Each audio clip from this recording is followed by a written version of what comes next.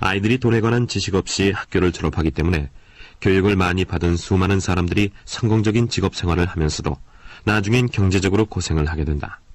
그들은 더 열심히 일하지만 앞서 나가진 못한다.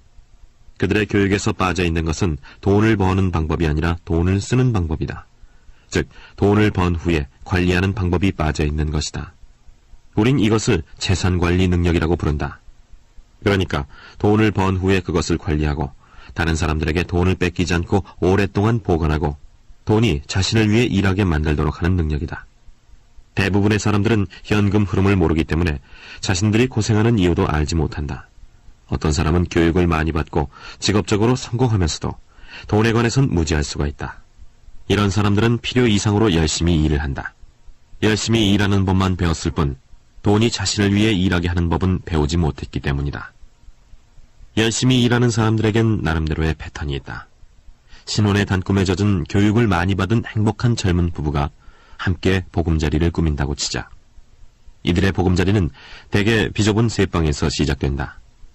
이들은 이제 둘이 벌게 돼 돈을 모을 수 있다고 생각한다. 그러나 문제는 셋집이 너무 좁다는 것이다. 두 사람은 돈을 모아 아이들과 함께 살 수 있는 꿈의 보금자리를 사겠다고 결심한다. 그래서 맞벌이를 하며 직장 생활에 전념하며 수입이 늘기 시작한다. 그리고 수입이 늘면서 그들의 지출 또한 늘어난다. 대부분의 사람들에게 첫 번째 지출 항목은 세금이다. 세금 하면 많은 이들은 소득세만을 생각하겠지만 소득세 외에도 의료보험료, 고용보험료, 교육세 등 수많은 직간접세가 있다. 그 돈은 당신이 만져보지도 못한 채 급여에서 자동으로 빠져나간다. 이렇게 해서 부채가 높아진다. 이런 점은 앞서 말한 젊은 부부의 예를 들어보면 극명하게 드러난다. 수입이 늘어나게 된 두 사람은 이제 꿈의 보금자리를 사기로 결심한다. 그렇게 새집이 생기면 이른바 재산세란 세금이 또 붙는다. 이어서 두 사람은 새 차를 사고 새 가구와 살림살이를 사서 새 집을 단장한다. 그러다 어느 날 일어나 보니 갑자기 은행 융자와 신용카드 빚이 잔뜩 있다. 두 사람은 이제 늘 되풀이되는 다람쥐 쳇바퀴 도는 일상의 함정에 빠지는 것이다. 그리고 곧이어 아이가 태어난다. 두 사람은 더 열심히 일한다. 이런 과정이 계속 되풀이된다. 수입이 늘면서 세금도 는다. 소위 말하는 과세 표준이다. 카드사 직원이 신용카드를 배달한다. 두 사람은 그것을 사용한다. 쓸 때는 기분이 좋다.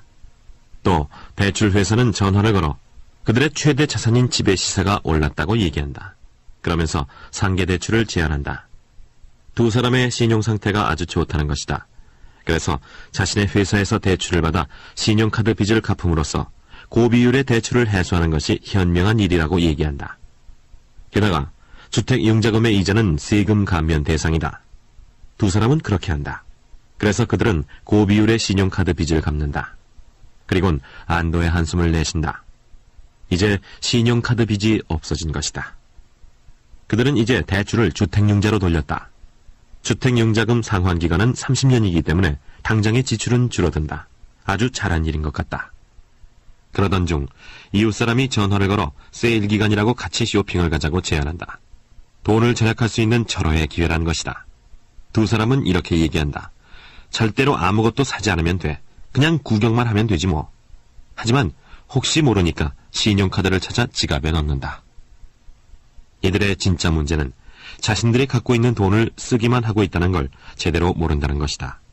그것이 바로 경제적으로 어려움을 겪는 이유다. 이렇게 되는 이유는 그들에겐 돈에 관한 지식이 없고 자산과 부채의 차이를 모르기 때문이다.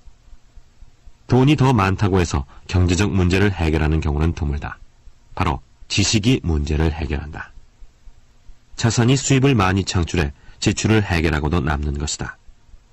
그리고 남은 소득은 다시 자산에 재투자된다. 그러면 자산이 계속해서 늘어나며 그 결과 수입도 함께 늘어난다. 그렇기 때문에 부자는 더 부자가 된다. 중산층은 계속해서 경제적 어려움에 처하게 된다. 이들의 주요 수입은 임금에서 나오며 임금이 높아지면 세금도 높아진다. 그리고 임금이 늘어나면 같은 비율로 지출도 늘어나는 경향이 있다. 그래서 다람쥐 쳇바퀴 돌듯 끊임없이 반복되는 인생이란 말이 성립된다. 이들은 자신들의 집을 주요 자산으로 여기면서 정작 수입이 나올 수 있는 자산엔 투자하지 않는다. 가장 중요한 비결은 자산과 부채의 차이를 아는 것이다.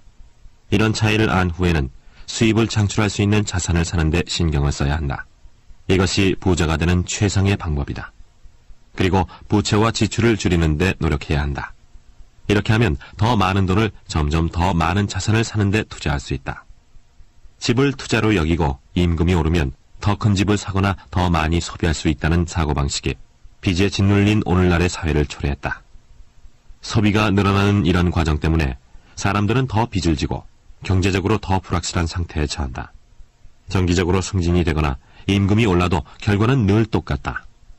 이것은 빈약한 금융교육에서 비롯되는 위험성 높은 삶이다.